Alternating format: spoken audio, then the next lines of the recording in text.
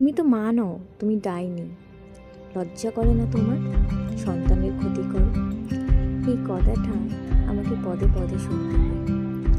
হ্যাঁ, এই কথাটা। হ্যালো বন্ধুরা, আমি সোনালি। চলে এসেছি তোমাদের সাথে আমার কিছু সত্যি কথা তোমাদের সাথে শেয়ার করার জন্য। প্লিজ কেউ স্কিপ করে চলে যেও না। কেন তোমরা সবসময় আমার হাসি খুশি জীবনটাকেই দেখেছো, কেন আমি সেটাই দেখিয়েছি সোশ্যাল মিডিয়াতে। নিজের ব্যক্তিগত জীবন নিয়ে কখনোই তোমাদের সাথে আলোচনা করি না। কিন্তু আজকে আমার দেয়ালে পিঠ থেকে গেছে। আমি আর পারছি না, আমি আর সহ্য করতে পারছি না। একটা সন্তানকে যে নিজের মা মা কখনো কি সন্তানের ক্ষতি করতে পারে? কেন?